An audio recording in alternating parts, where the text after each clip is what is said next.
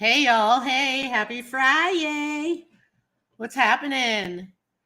I see we got a bunch of folks in the chat here. We've got Lisa Colovi, the excellent moderator, and my dear friend, thank you. Hello, Alexander, Dark Lord Menet, Alicia, Strange Reality, Red at River at Homestead, who has a big weekend coming up. Excited for you. I'm not going to say what that is, but he wrote it in the chat. I hope you have a safe trip. Hey, Spartman, my friend. Hope you're doing well. I'm debating on getting a different water tub for the birds. Makes sense. For chickens or for all your poultry and ducks and geese and all that? Hey, Holman's Homestead. Hope you guys are well. Hope Daniel's feeling better. Hey, Broke Cowgirl. Hope you're doing well. Yeah, cats are bad too. The price differences between 50 gallons and 100 gallons in poly seems to be $20 to $30. I'm going to tell you right now, we got a Rubbermaid poly tank for our pigs, and it didn't last the winter. Apparently, when I tipped it up to empty it, it cracked and I didn't know it. And then we ended up having a leaking tank. And it wasn't worth the plastic weld, so we just went and got a metal one, and I use that for my onions. Hey, Annette at the Cow Emporium. Hope you're doing well. Another sweet friend. All you guys are just amazing. Oh, no, she's on. Hey, Carla, living a rogue life. Hope you're doing well, my friend. Hey there, Gear Gryden 19. Good to see you. Hey, Moonsprout Iris. Hi, Milk and Honey. Heritage Farms, Heather. Chickens, geese, and ducks. Yep. I would go with metal, just because I think you'll get more use out of it, Spartman. Yes, it is going to be amazing for you, Red. I hope you have a safe, wonderful trip, my friend.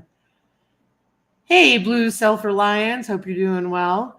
Well, I'm going to bring up our special guest tonight. So Tony at Our Cabin in the Woods is with us. I've been watching Tony for a long time now and really enjoy his channel. I love how he babies his animals like I do and takes really good care of them, but also makes time to just interact with them, give a lot of practical advice. And let me just tell you how amazing he is.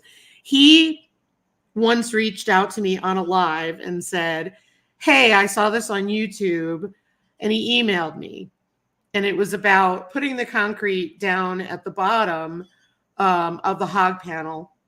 And so it's such a great idea. And we're looking into it. We looked into it once before. We didn't think we can do it because the problem is we can't get deep enough, even with the tractor, because of the rock ledge that we have. However, with the grant that we won, we have to repair fencing because we're going to have an issue. So in the spring, we'll be doing that. And we're hoping that we can actually figure out how to at least do a little bit of that with the concrete to be able to keep it from Grant lifting it up. So just wanted to give you a shout out there. But I'm going to bring Tony up. Tony, you ready, my friend? He's ready. Here he comes. Tony at Our Cabin in the Woods. How's it going, everybody? Welcome, welcome. I'm hearing you talk about that, and I was thinking just now, you've got that shell rock that's right there. Why can't you just go ahead and drill into the concrete, bang in rebar, and then pour the concrete on it? Might be able to. Might be able to. And that's something that we're looking at, because when we fix the fence in the spring, we want to be, I want to say done with it, but we know the reality of that. But unfortunately, when we put these pastures up, we did the best we could. And we're really struggling because of the erosion. Right. And so on. So we have to do something. In fact, we're going to walk around tomorrow and give a look at it so we can start looking for stuff on sale. And we can actually bulk up, because there's no way we can do it now. Hey, Butler Family Farm. Hey, everybody. I've seen everybody saying hi to me. How's it going? Jerry, Lisa. I saw somebody said something about Holman's Smart Idea, Holman's Homestead. I'm trying to figure out what that is. Jesse. Here's Indell. Yeah, a lot of people in here. Yeah, yeah. And when you mentioned that, I started thinking about drilling into that rock, and then pouring concrete on it. I think that would work out where you don't have to worry about digging in or anything like that. That concrete will hold that cup. That anchor will hold that concrete on that rock, no problem. Absolutely. Hey, alone in remote Alaska. Let me try that again. Hello, alone in remote Alaska. Hey, Ann Dale. Hey, lazy days ahead. Please be safe. Jesse and Lisa. Let me just get to the bottom of the chat here. Yep. Everybody's saying, hey. Oh, he said to paint the metal tank with rust-proof paint. Gotcha. I haven't had that problem. But I totally respect that. Hey, we Rob. buy the tanks and they've been really, really good. So Tony, introduce yourself and tell us what state you're in and what you got going on your homestead, what you do over there. Yeah, my name's Tony. Of course, my wife's name's Angie, and we're in Oklahoma. And what we've done was I can't remember, things back in 2013. All our kids were growing up, had their own families. They moved on with their own lives and houses. And we had a 3,200 square foot home. We decided that we're selling and build another log home on a smaller version, a lot more efficient, and also want to be more self-sufficient, reliant on ourselves, grow our own foods. And this was raw land that we got out here, and we bulldozed everything and built the log home, and everything's great. We've got gardens, chickens, meat chickens. We had turkeys. We've got pigs. Right now we've got Berkshire pigs. We'll be breeding them. We've got goats. What else? I'm just getting ready for next year's gardening already. I'm already amending all the soils and letting them set over the winter. It's kind of about it, real quick in a nutshell there. That's what it is. Tell us about your pigs, because I know you adore them. I can tell by the look in your face when you go over and talk to them. Yeah, we've got Sophie and Sig. They are going to be my breeding pair. One of them I got it was a 500-mile round trip. I got Sophie, and Sig I got around here local, and I'm going to breed them. And they are a blast to be with. I think pigs are probably one of the smartest animals that I've seen. I can literally call Sophie, and she'll come running on up. I can be in the pen with her. I realize that pigs are very strong, and they don't know. They'll turn real fast, and they can break legs and whatever. But I'm in with her, and I can just start scratching her, and she literally will fall over like a tree. And I did a video scratching her, and she fell asleep. I actually grabbed her eyelids, lifted them up, and you can see the white of her eyes. She was laying there sleeping. And Sig, I was able to get Sig to sit at the gate when I went to go feed him twice, but I've never really pushed to do it again. He did it on his own, then I tell him to do it again, and he did it. But he's the same way. He loves to be scratched, and I can call him, and I just love being with pigs. I do like it a lot. I do too. Ryan and I were talking about Waylon and Hank. Those are our two meat pigs. One of the drawbacks of the Kunies is they stay little for so long because they slow grow. And we adore them. I mean, we laugh at them, laugh about them, tell stories about them to each other. And it's going to be hard to process them. They'll get done, but it really makes it harder to process them. And that was what I faced last year with Norman. Now, Norman was a little different. He was alone. We had lost his sibling, and he got cold, whereas these two are doing just fine out there. And it's just, they're just little characters. I'm always amazed at the different personalities each one has, because we have 6 now, because we sold Sherman, and it's just amazing.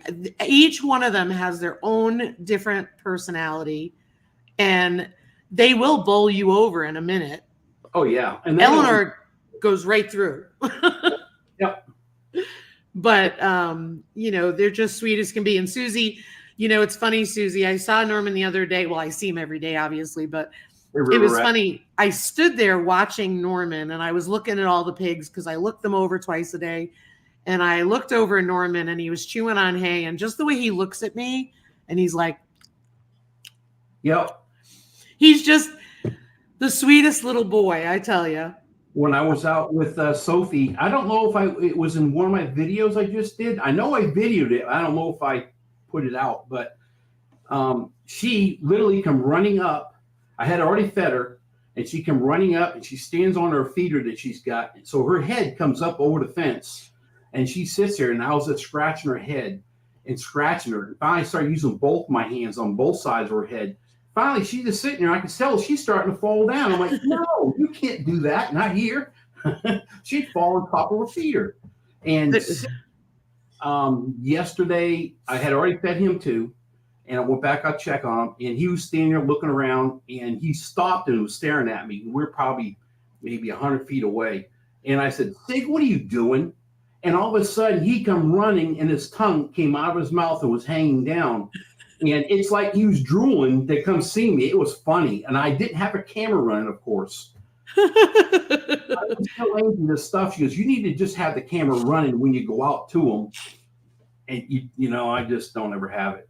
Yeah, I know. And sometimes you just don't want it either. You know what I mean? You just want to be in the moment. And River Rat Homestead, which is Red, he wanted to make sure that your pigs were Berkshire. That's correct. Yep. Yeah, mine have this habit that if they see me from any time from 2:00 on in the afternoon, if they see me come out on the porch, they scream. She does that too. Not Sig, but Sophie does. And I actually told her to be quiet, and she'll stop and stare at me and then walk away. Eleanor, I'm convinced. Eleanor, Ryan and I joke about we're going to give her a metal cup because she paces the fence back and forth. And if she had a metal cup, it would look like she was in jail. Yeah. And it's funny because Fiona just stands back. Grant is up on the fence because I've been working with him. And so when he's up on the fence, I don't feed him until I tell him to get off. And when he gets off, then I feed him and I tell him he's a good boy. And it's worked out really well. Norman, he's just looking for a crumb because he's with a big boar. Yeah. But so you have huge gardens. I mean, you were able to grow a lot of stuff, but living in Oklahoma, that really helps a lot. Sometimes last year we burnt up. We had hundreds very early.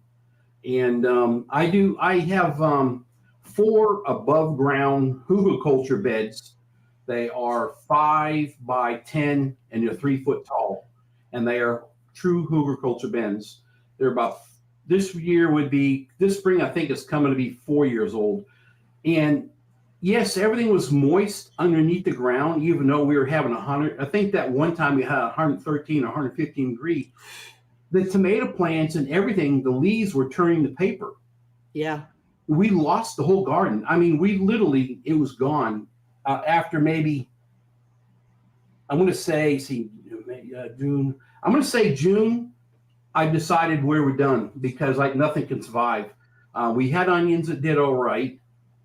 We got some potatoes, but everything else burned up completely. Yeah. This year, the heat hit later in July, so everything was full song. Everything was doing good. We did really good.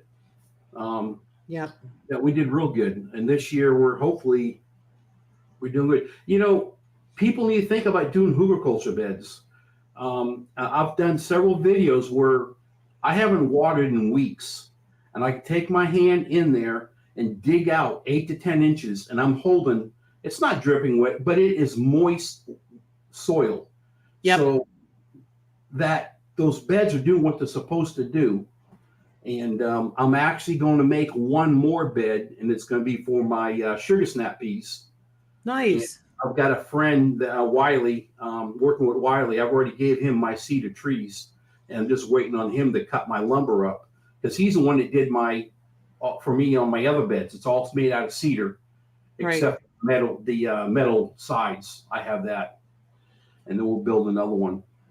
Yeah, I love those beds you have, and I'm a firm proponent of raised beds. I mean, we have that one raised bed in the front, and we've talked about adding more. The problem is our house, the main part of our house, the back of it faces a main road.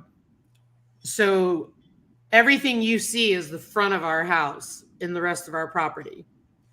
And so the struggle is the septic's out that way, all that way, and the places where we have sun is where the septic is.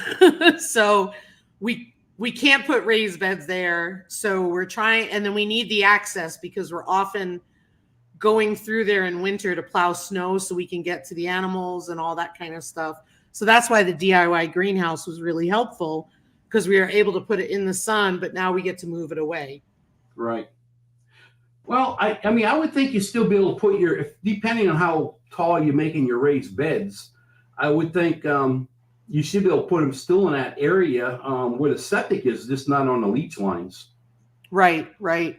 And that part of that is having to look that up, right? Because we know that at some point we're going to have to do something.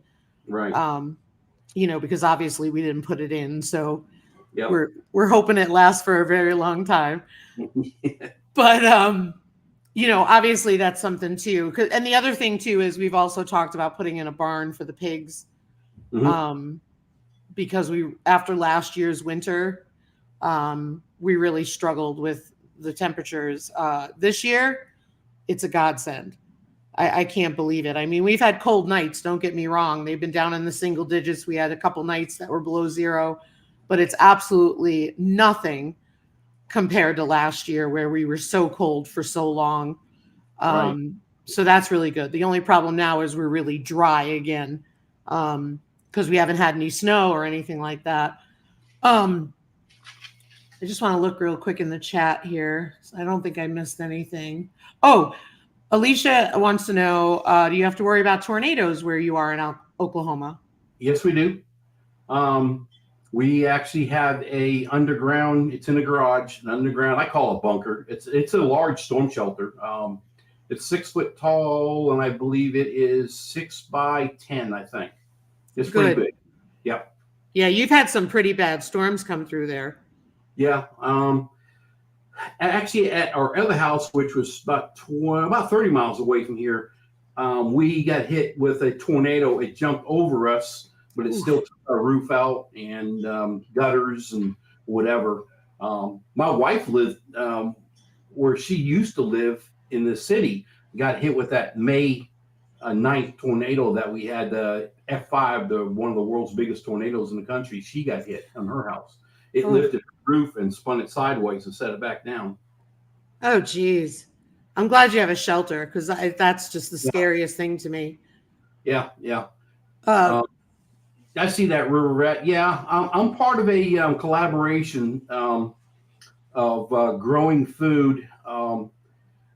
We try to teach people how to grow, show people how we grow in different areas. We're all supposed to grow as you grow, but if you can teach people how to do it, you can grow in buckets, bags, hugelkultur beds, raised beds like mine. And but it is also like a kind of a contest for the two teams to see how much food each team can raise, and whether it be growing or growing your own animals, meats. Now, like I did this past year, I fed out 3 pigs. Only one of those I counted on mine because that was my pig. The other 2 went to my father-in-law and my son. So, but you grow and you weigh what you do. Eggs, milk, whatever you get, food and vegetables you grow. And yeah. Yeah, Gwen at Bro Cowgirl is also in that competition. Of course, yeah. And what I liked is I weighed this year, not because I was in that, but because I really wanted to know if what I was doing was making a difference. You have to do that so next year. Mm-hmm. Yeah. I've said this many times. I never have a bad year. I just learned that next year I can't do the same thing. We never have a bad year. You're always learning something.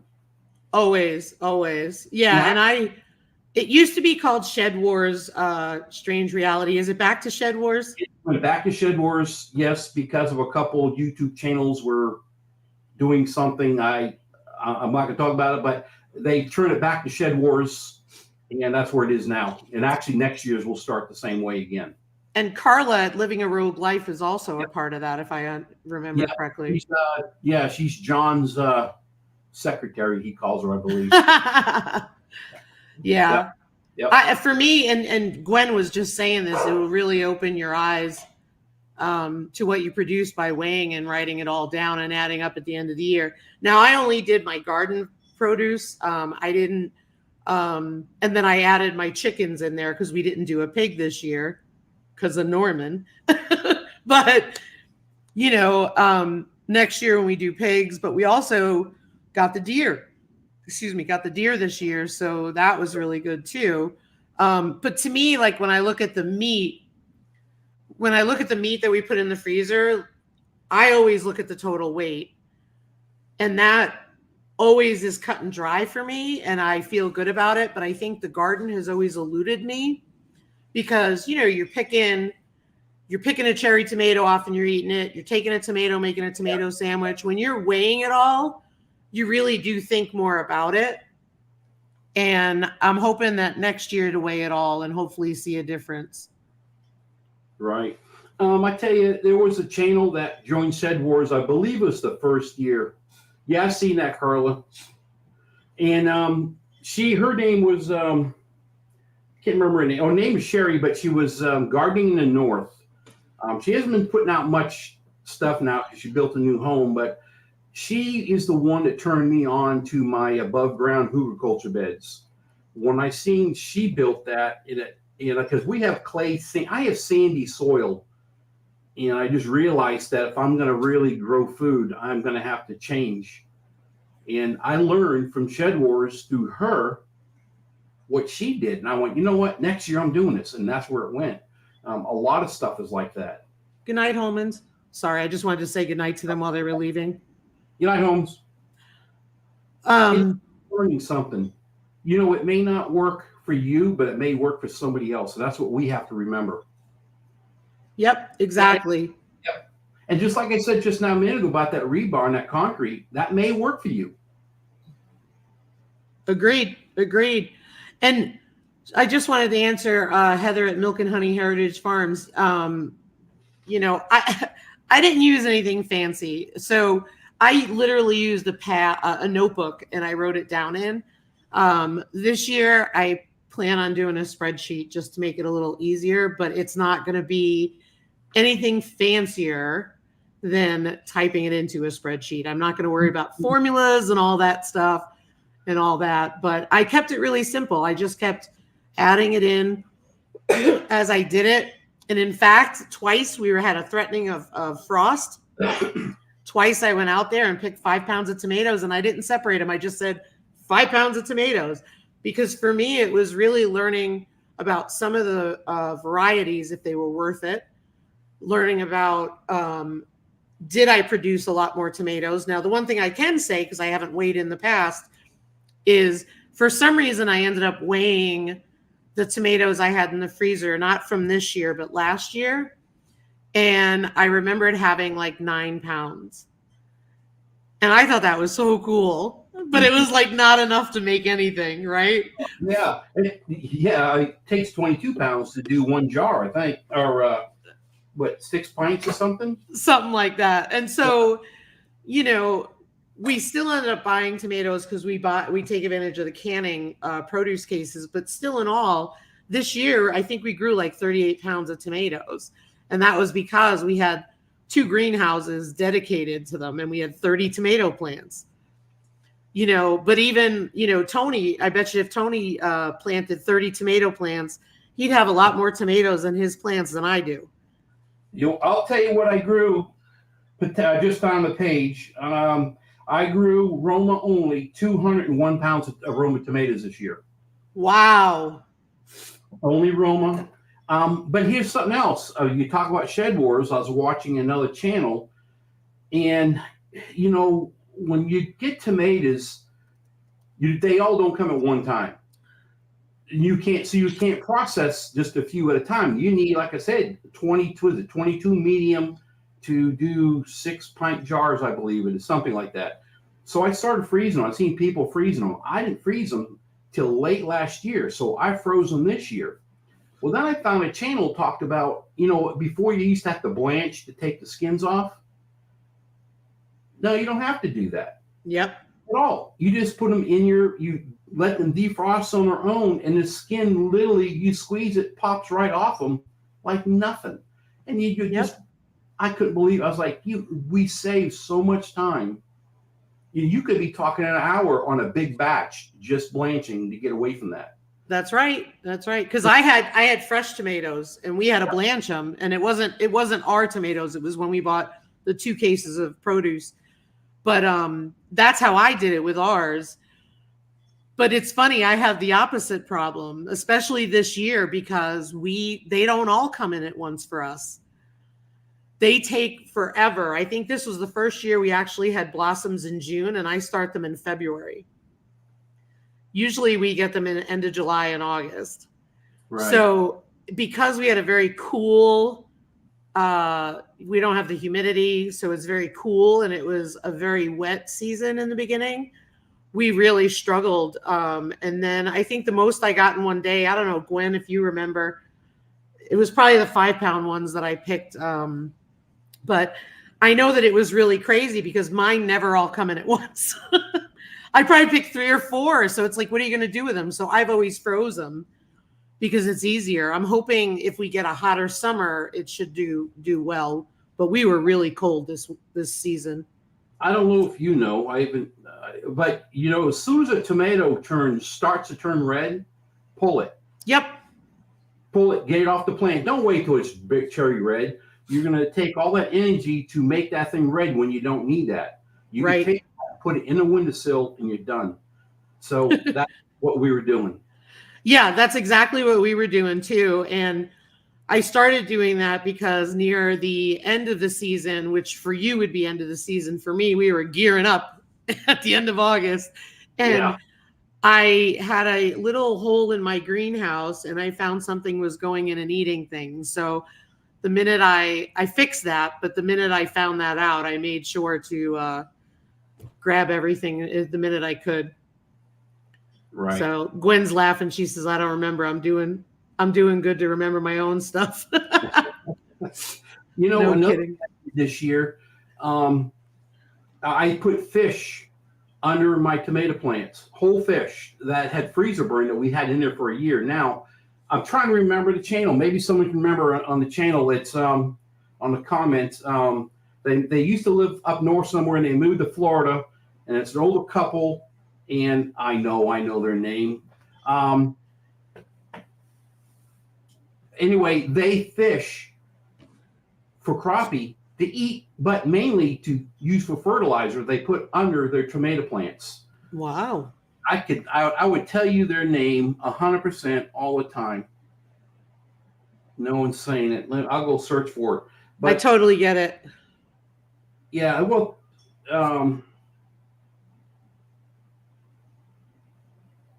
what is their name? I don't know them. Yeah, I don't know who that is. I mean, people use fish fertilizer all the time. Yeah, fish emulsion. Yep. And oh,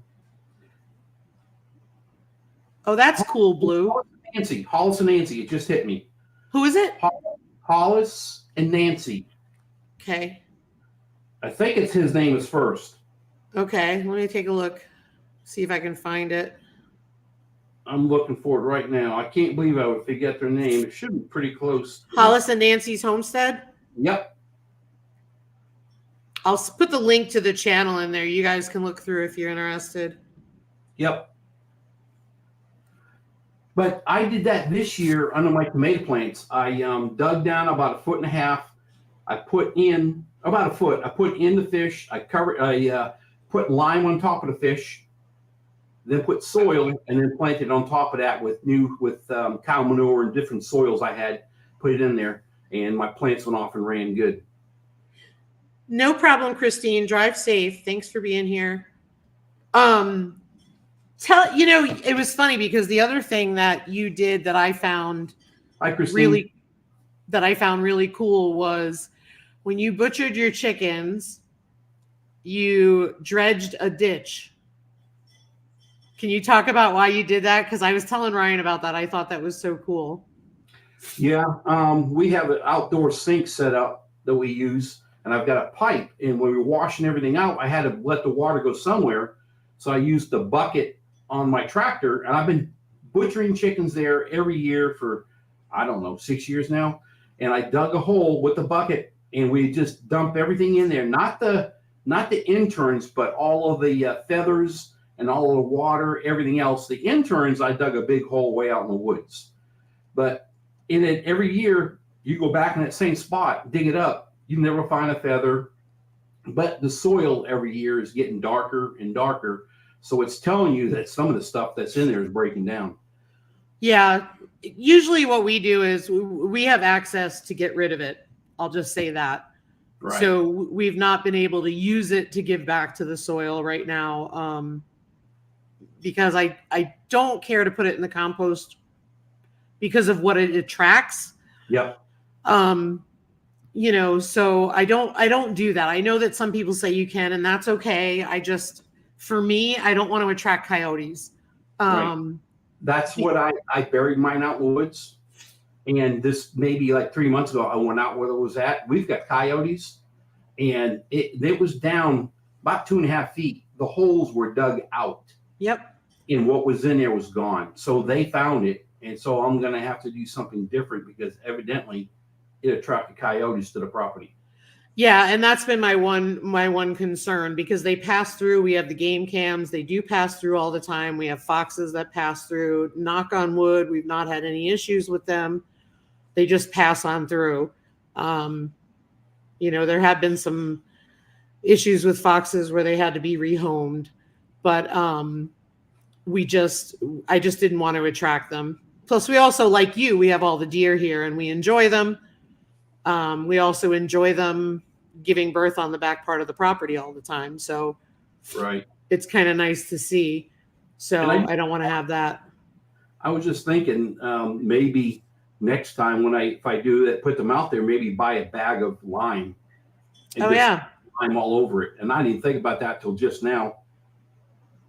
Yeah, that's a smart decision. Like I said, we're pretty lucky that we have a way to dispose of it. So we usually just use feed bags and take all the stuff that needs to be disposed of, and it gets disposed of off the property. So it's just easier. Hey, let's trade paint. Hey, Sean. Well, let's see here. What are some goals that you have for yourself for this year that you want to do? You said build another hugelkultur bed.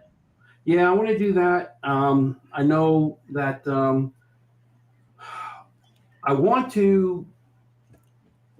also want to enlarge the goat paddock where they live, where they stay, because one time I would like to start raising goats more, breeding, and actually, oh no, it already happened. I missed the auction. No, I didn't. It's coming up.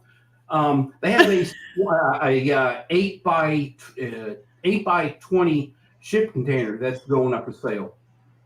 And I may try to get it is shipping container. You don't find too many of 8x20, but that would be perfect. Yeah. Where I drag that out back, cut open the side, and put a big roof over it, and do something like that. And I got that from another YouTube channel up in Idaho. Guys, my memory's going bad, but anyway, it's okay. I remember it. I'll say it. But you can get a lot of good stuff that may work for you, and that's what happens. Ryan has often talked about buying 2 shipping containers and buying laid back living. Lean back living. Okay. Laid back living. You ever see that show that was on History Channel, I think, or Discovery, where the guy goes and restores homesteads that are failing? Yeah. Okay, they did their channel. They also did um, Living a Dream Homestead, which is up in Idaho, and Wow. they're up in Idaho, and they are the ones that did the shipping container and put the roof over it, and it's sweet. And I was like, yeah, I want to do that. Yeah, that's what Ryan and I talked about, because he wanted to take two of them and then get the trusses and put the roof over it and all that. We're leaning away from it, and part of it is because we looked at the price of shipping containers for some of them, and then the trusses. So we're like, but we're looking into it. We're trying to figure out where to put it. Why? I mean, why can't you just use raw trees? What do you mean? Trees that are dead standing, cut them down, and just lay them between the shipping containers. I mean, a lot of people do that. They make their own trusses out of raw tree. Yeah, if we had hardwood, yes. All we Right. have is pine, and Okay. the pine is being attacked by beetles and everything else and being killed off. So that's what I worry about. We did build our meat bird pens out of pine trees, and we figure they're only going to last a few years. But Milk and Honey, I think you meant, you're asking Tony about for the pigs, or are you asking me? Well, I know Tony was talking about for the goats. Yep. And we were talking about for the pigs, because last year really taught us that we never were affected by cold weather before. Last year was so hard that Fiona had frostbite on her ear. Sherman had frostbite on his tail. And it was just really hard no matter what we did. So one of the things that I wanted to do was have a barn that goes out to their respective areas, but also have a barn that had room to move. So if I had to keep them in the barn for the day, they would be able to stay there. Double barn, basically. What's that? Have a barn and then have another little barn room for them inside there with a heat lamp or something that would help them out. Right. Not even a heat lamp, just the fact that it's closed and it's out of the wind, and I could put their water in there and not have to worry about water being outside, that kind of thing.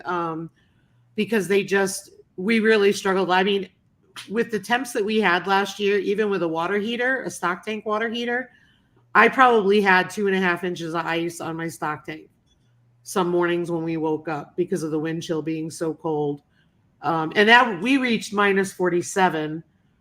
But I know that about an hour and a half north of us, they hit minus 60. Oh. And that was not normal for us. Usually we get that's what I like about it here. We get a cold spell, then we come out of it. We get a cold spell, we come out of it. Last year we had 4 or 5 cold spells that were way too brutal, way too long. They were 1 or 2 weeks at a time. And it was hard on the pigs. I think this year is supposed to be a little bit easier on you, isn't it? I know we're warmer this year. We are ridiculously warm. I used a hose yesterday, which I can tell you right now is rare. So I will take it. I am not complaining. The only thing is we're very dry, no snow. But we get most of our moisture comes in the spring as heavy, wet snow. Right. But I know, Ann, it was terrible, Ann. And it's funny, I couldn't imagine when I was younger, and I've always been somebody I'll say I'm cold in the house, but when it came to those temps, I just put all my clothes on, and we were out there 4 or 5 times a day feeding pigs because they were losing weight. We had to keep giving them feed to keep their weight up. Now I'm looking at the 2 girls, and Fiona's back to her little pudgy self again. And Eleanor is looking pudgier, and it's awesome. But it's funny. I went out there 4 or 5 times a day, no complaints, because I was happy. Right. Way too happy to be out there. It's going to hit you. Yeah. Let's see. It's not allowed to get that cold now that I'm home to work on the farm. No kidding, Annette. I think you're definitely going to have what do you call it? A Chinook for calving season. You're definitely going to have a nice Chinook come in. Hey, Urban Harvest. Are you going to do meat birds again this year? Yes, we are. We are. Ryan is, he's really fixated on the Cornish cross. You and I were talking about that. I want to get away from them. He really struggles with the taste of the other ones, and he really likes them. And I think until we're pushed to do something different, we'll probably just buy them locally instead of having them shipped, because the death rate is too high when they're shipped. Right. I know I did the video on the Cornish cross, undecided what I was going to do last week, I believe. My wife and I are the same way. You can't. The Cornish cross are so good, and I guess, like you said, if you push, then you make a change. And I mean, I would like to go the other way, getting the American Breese. I think it's a breast, BREESE, because they are dual meat bird and egg layer. But at 16 weeks, you got to process them, every one of them. But the big thing is, to start out, they are $14 a chick. The male is like $27. So, the minimum order is 8. I mean, you got a lot of money for eggs and meat. I mean, look at Delaware's.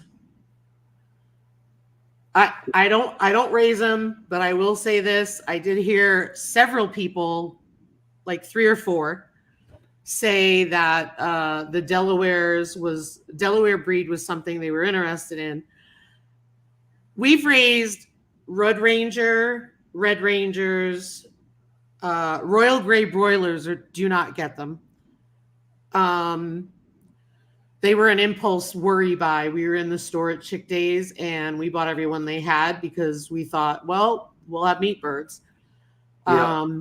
And this year we were so worried about getting meat birds, and we panic bought. I'll admit, we bought them and we didn't get them till July. Meanwhile, I could have gone to my local Chick Days because we didn't think they'd be available. They had hundreds of Cornish cross, especially in Wyoming, which is the next town over. We could have bought them there. So I think for us, it's so much better if we buy them all locally instead of having them shipped, because when they're shipped, they always arrive on it could be 70 degrees in the spring, and it's snowing and it's cold as can be. We 2 years ago, I ordered chickens, and they came in. It was a warm the whole time. And when the Cornish cross came in, I think they ordered up 40 of them. When we got them, I can't remember what it was. I think 32 died within a day of us having them. That when they showed up, it was 30 degrees. And the company said that they were supposed to come with a heat pad, but they didn't. It was straight box. And I think only 8 survived out of all of them. So they said, well, we will replace those for you. Fantastic. Then they tell you, well, you got to wait. You're back in line again. So now 5 months later, I'm back. Now I'm finally getting this happened. It was a pain in the neck, and I don't want to go through that again. I don't blame you. We ordered from Hoover's, and we were really pleased with them because all the birds that we get are usually Hoover's in the stores here. And so we were really pleased with them. And I will say this, when they arrived, we had, X number dead. By the end of day 1, we had more dead. And I think they give you up to 48 hours and then they won't refund you. But they refunded us. And I remember sending the lady an email because I didn't want to forget and I wanted to be in that time frame. I said, hey, we have 2 dead. Sorry to bother you. We have a total of 10 dead. And I went through this list, and the lady just kept adjusting the refund for me. And she was a sweetheart about it. But that's not the point. I ordered 50 birds and I ended up with like 37. Yep. And that just is a killer for me. One thing, I don't know if you've tried it. Jason at Cog Hill Farms, he used to raise Cornish cross and sell the meat to restaurants. And I was at a meetup here in Oklahoma, and he was there as one of the speakers, and I was talking to him, and he said that He feeds his corners cross 24 hours a day. Yep. He goes, think about it. He goes, I don't know why people say 12 on, 12 off. They can only eat so much. They have to sleep. He goes, you're not going to be there when they're awake, when they want to eat. Just fill their feeder and let them eat. That's what we do. The first year, my biggest bird was 13 pounds. And then the smallest was 7, but average between 10 and 11 pounds. That was last year. This year, they weren't that big. They were, I think the largest was 10 and a half pounds and the smallest was 6. Mm-hmm. But they're still good birds. Yeah. And we tried the 12 on, 12 off one time, and the birds were so tiny that we had to let them go almost double. It was ridiculous. So what we do, we figure that's why we like the Cornish cross, because we're feeding heavily for a very short time. Yep.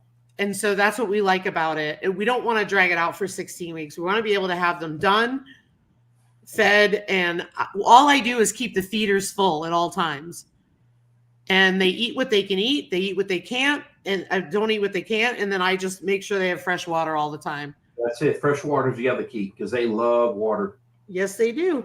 Yep. Yeah. When they get almost the age, they can drink almost a 5. I have 50, and they will drink almost a 5-gallon pail of water. Wow.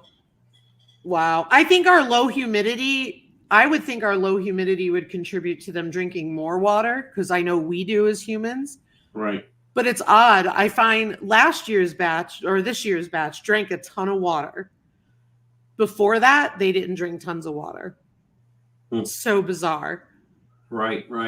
But yeah, they do drink a lot of water because all that protein that they're getting, it's burning them up. Yep. Let's see here. Oh, well, that's a good deal, Alexander, that you can do that. Give it back for another chick. Yeah, I think what we're going to do is we're going to try to get them as, on sale, so to speak, when they're sitting there. We'll buy a bunch and then we'll probably buy some more. We also we'll probably do the same for turkeys. We've decided that turkeys all year round is just not, they do well and they're easy enough, but we just don't have to worry about them. Right. Because I think we're going to try what you raised, which was the broad-breasted. Yep.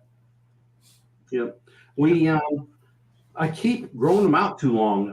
I think we went to a couple of meetups, and we had it ended up being like a month longer. I know that's not going to count for the weight, but last year we had 4 turkeys. 2 were at 32 to 35 pounds. The other 2, which were toms, they were 43 and 40 pounds. Wow. We couldn't fit them in the oven. Yes. We had to cut them down the breast, split them. And I did a short on showing how our turkey in this big pot. 20-pound turkey cut in half. It's crazy. That's funny. You can spatchcock them too. They're really good.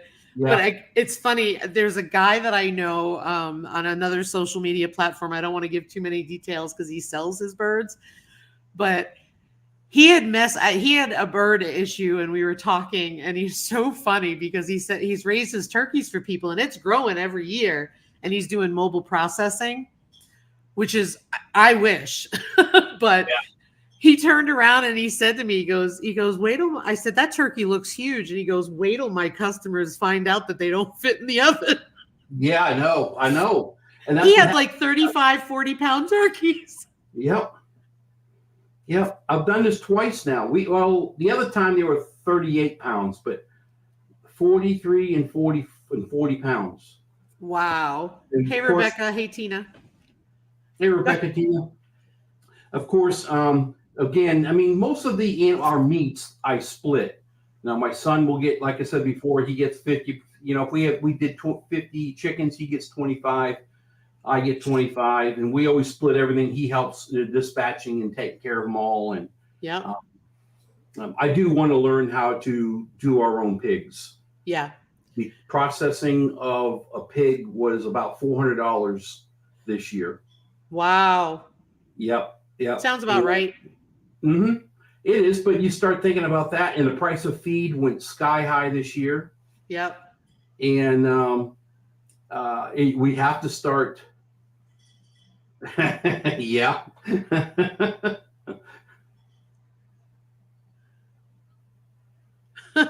Smart man. Got to find a way. I mean, if you want to be self-sustainable and cut the costs, you got to do something. And Yeah. you know, actually, one auction I'm going to, it has a meat slicer and a grinder that's brand new in a box. I'm going there. I already looked up what they cost new. And well, it's going to be an online auction. I get to view it Sunday, and during the day, I can't remember what day it ends. It's, I think, the 19th. You'll find out what you get. So we'll see. But I can't wait. I'm going to go, and I'm going to videotape looking at it. Oh man! About a month ago, Brenda and I went to an auction, and I'm videotaping the whole thing, not knowing my camera settings is wrong. It was set for short and skinny, so it's black all the way around, and I can't adjust it. It was perfect. It was really good auction, good, but it was terrible. I was like, man, I'll get negative just doing that. Put that out, so I trashed it. Yeah, yeah. And I just didn't pay attention to my settings on my phone. How long did you raise your turkeys for? I'm gonna say maybe 5 months, maybe 6 months, somewhere right around there. Yeah, you had, so we raised heritage. We had the bourbon reds, and we raised heritage breed turkeys, and I hatched them out in April, and we ended up butchering them end of November, I think. They were a lot smaller, but again, there's only 2 of us here, and we don't even like a lot of turkey, so that's another reason why we've switched. But we will be raising pheasants again. Pheasants were really cool. And we'll definitely raise a bunch of turkeys. And I think what we'll do is we'll actually part them out this time versus, because I don't part my chickens out. But when it comes to the turkeys, I think I really do need to part it out because it's just too much unless it's a holiday. I would say if I do turkeys again, which I probably will, but I'll probably raise them. The problem with turkeys, when you get them, you can have to buy them at like 8 or 10 at a batch. Well, you don't want, that's not what you want. So it's hard to find someone who wants to buy them, but maybe you can raise them out and then sell them. But I think I'll probably process them, my guess, in around 4 months to 4.5 months. Yeah. The broad-breasted is the meat bird for turkeys. Yeah.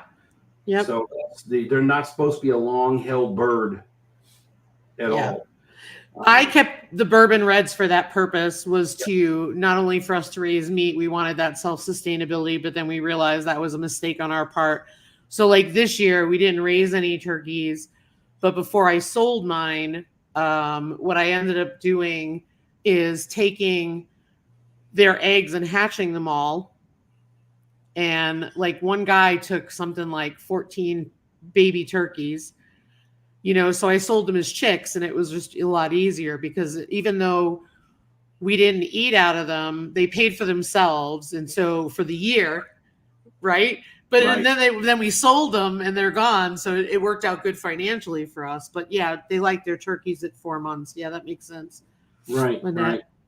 See, they don't produce eggs either to breed. Right. So you can't do your own. Right. You have to be like with the turkey you're talking, something in that nature to be able to do. Well, the coolest part about my turkeys, and I'll always have fond thoughts of it, is that my pig mentor in Texas, which is Halbert Farm, I was able to send her some eggs, and she had 100% hatch rate.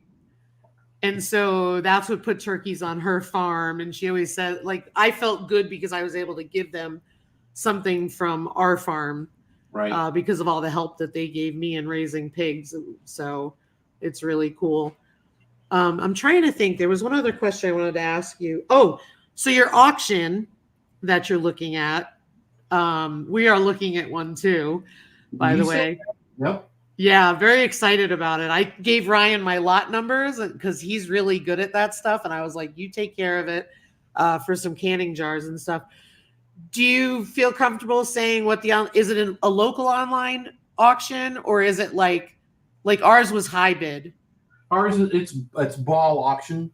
Oh, okay. So it's a local one? Yep. Cool. High bid has a lot of different auction houses that do it. Ours is Bradeen. And they've been here for over 100 years, Bradeen, and they do these online auctions, and it's like, they got some good stuff. Yeah. I looked at a meat slicer too. That's on one of my lots. I didn't look at a grinder because we have two. I have the one that Ryan's friend gave us, which is on the KitchenAid. But then we have another grinder that we used for Diesel's food, which was chickens we raised, roosters. We just ground it up for Diesel. So that was pretty cool. But I did look at a KitchenAid because I feel like the older ones are made better. Mm-hmm. So just to have a spare on hand. So we'll see what happens. But I wish you well in your auction. Yeah, I usually he does the live auctions, and this is like the second one I'm seeing that he's doing online. So I don't know how that's going to work out. I've never done it before, so we'll figure it out. Yeah, I think ours open for bidding today, but Monday or Tuesday is when the auction is. Mm-hmm. But the stuff that Ryan just got, I think he won that 48 hour. Yeah, you pick it up 48 hours later. So yeah, that's what this says too. 48 hours later, you can pick it up. That's awesome. Yeah, I do too, Xander. I love auctions. This whole Ryan says that I am enabling him. Angie does not like me going to auctions or antiquing. And this is a true story. This is back 15 years ago. I would always go antiquing in Guthrie and go to Edmond, and I'd go into the city and hit different places, and I'd always come home with something. I told her, I'm going to go antique, and she goes, no, you keep buying something. I said, no, I'm going to take my motorcycle, and I can't carry nothing on that. Well, I went there and I found she's on there right there. I was just going to say, we have a question for you, but go ahead. And I found a dining set. Yeah, a dining set, but it was a special dining set and everything was in it. And I bought it. And also I got the dining set plus a board, and I forgot what it's called, that came with cups and everything. Well, actually, the guy helped me pack it in a box, wrap it paper. I literally taped the box to the back seat of the bike. I put the board down the back of my coat because it was wintertime. And I carried the jars, the glass jars in my hand, a box in my crotch area. And I got home, and she opened up the door, looked at me, and closed the door and shut the door down. I said, I can't help it. It was there. Yeah. Mistletoe China on a motorcycle. Yeah, that's it. Yep. You're officially busted, by the way. Yep. So it's funny because Ryan said, we were having this conversation tonight, and he's like, you enable me. And I said, here's the difference. I enable you now. I didn't enable you before. But the one thing I will say is anytime we've had to move, and we jokingly call it his hoard, not in a bad way, okay? So I'm not living here with no room. But one of the things was when we moved from North Carolina to South Dakota, North Carolina to another part of North Carolina, he took care of all of it and got rid of it. So I said, that's what saves you right there.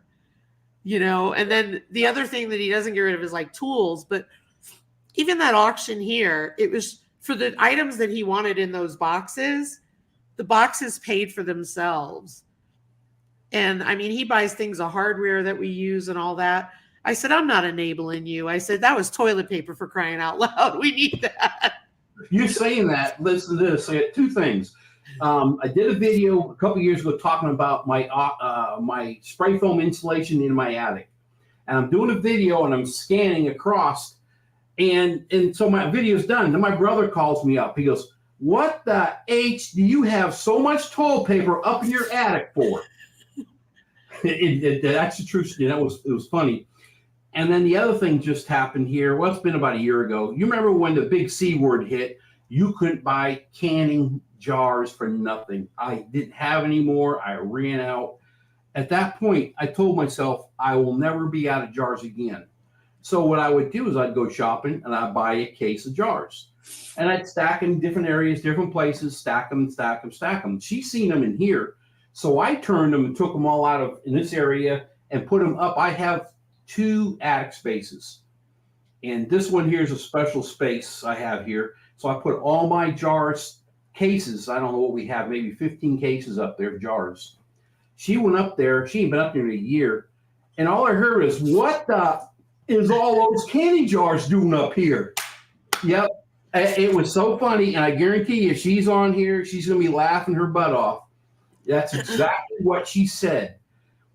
She's I can hear her. She's laughing. I got a funny story for you too. So in 2020, January 2020, I arrived in South Dakota to live. I sold. Ryan was already out here. He closed on the house while he was out here, and I arrived, I think, on the 4th. Yeah, I think it was the 4th or the 5th of January. So, I got here and he's got everything ready for us and we're waiting on the moving van to come and all that stuff. She called you a brat. So, yeah. what was really funny was that, I lost my train of thought. Hang on a minute. Oh, so we moved out here and then what happened a few months later in 2020. Well, since that happened, okay, that's all I have done is buy canning jars, and I wasn't even canning. I bought canning jars, canning lids, because I knew they were hard to find, and I said, I'm buying them all. So I bought them. Ryan actually had to send me, for his business, looking for toilet paper for employees. Right. I had to drive around looking for toilet paper. When it finally came in, one of the dollar stores in town would stick it in the toy aisle on the top. It was all over the store in hidden spots. So I was walking around the store and I'm like, there's a 6-pack. No, there's a 20-pack. Uh-huh. But it's funny because now we have all that canning stuff that I was collecting, I've been using, and I'm almost out of jars because we went on Facebook Marketplace. There was a lady with sealed cases. And she's like, I used to put homemade bath products in it and all that stuff. I got something like 10 cases of jars and I'm already through them. So that's what we're looking at on this auction is more jars. See, someone was talking about they go to auctions and your garage sales. I've been looking and I can't find them at garage sales. I find them at auctions, but they sell for more money than what they are new, and they don't even have lids. Exactly. So got to know what you're buying. And so even like this year, because I canned last year, tanked. This year I had to replace because we lived in 1 year of our food that we grew years prior. So we actually, it's all in the attic. We grew enough food to replace what we used all last year. And I have more food set aside even for further. So we've got almost 2 years food put up. And so I was using some of my cans, my jars, and some of the lids were no good or whatever, damaged. And so I have a stack of lids and extras while I was using it up. Well, here, like a few months ago, she had a shopping list, and sometimes I'll go shopping for her, and I'll put on it just as joking, canning jars and lids. And all I can hear in the background, what the is this? You ain't buying no more jars. I said, no, I'm messing with you. I got to buy lids, though, replace and rings what we have used. We have to. But I can hear it. It's funny. I had a friend of mine who was moving. She was downsizing. She was local here. She gave me all her jars, all her rings, all her stuff she gave to me. But, for me to get canning jars, if I buy them at the local hardware store, they're pretty darn pricey. So they run like $16.99 or something. So then I have to go farther out of town, but is it really worth it? Because I'm already driving now 2 hours just to get them. So Marketplace works, but they snap them up here pretty quick.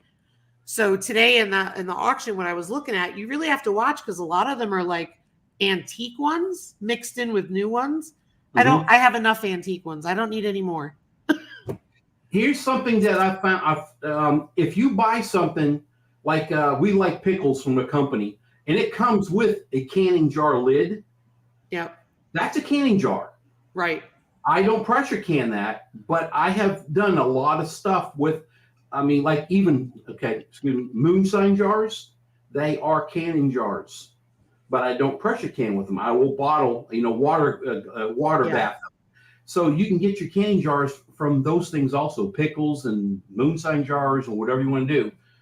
Just don't use those for pressure. You think I don't like canned okra, pickled okra, and I ain't saying what I think what it is. So the joke in this house is, it's funny because we do the canning because we want to have food on hand, but I really don't like canned food. Really, I love it. We can carrots, and they taste like baby food to me. And it's just not something that I like. But my husband, like when he cooks his zucchini, he steams it. It's mushy as can be. I like it firm. So the big joke is that if it's soft and mushy, he'll eat it. And I'll take the freeze-dried stuff any day. But again, I do it not because we got a good deal on carrots, and I did it even though I didn't like it. I did it because I wanted the food on hand. But I think that I might go to blanching and freezing for that kind of stuff because we did corn and green beans to die for. They taste like they're right off the vine. We did green beans. Love it. But honestly, I was really disappointed in the canned carrots because it made me feel like I was eating a can of Walmart carrots. If that makes sense. And that was kind of bothersome to me because we put all that work and love into it. But again, I do it because I want the food here, not because I'll tolerate the little bit I eat. Well, if STHF it hits, that you'll be happy you have it. Agreed. I think we're gonna try and blanch them. Sorry, I got an ice cube when I took my drink. I think we're gonna try and blanch and freeze them and vac seal them. Suburban Hillbilly said, I love my pickled okra. I have hundreds of jars sitting in U-Haul boxes in my kitchen for my mom. Oh my gosh, that's crazy. Yeah, I won't touch another one ever again. Tony, we're over time and I don't see any questions, but I see Annette is agreeing with me.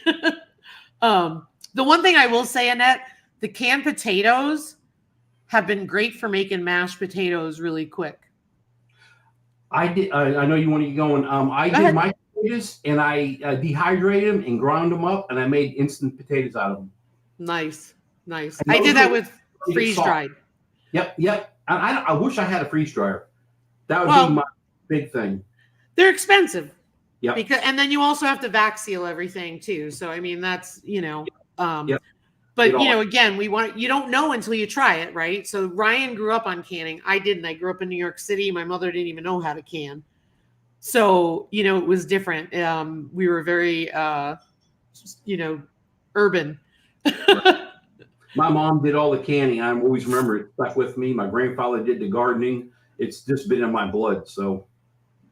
Oh, no problem, Angie. You're welcome to come anytime too, Angie. We'd love to have you. And Tony, thanks so much for coming tonight. It was so much fun talking to you. The time just flew by. Yep. Yeah, it's been a while. I can't believe it. Yeah.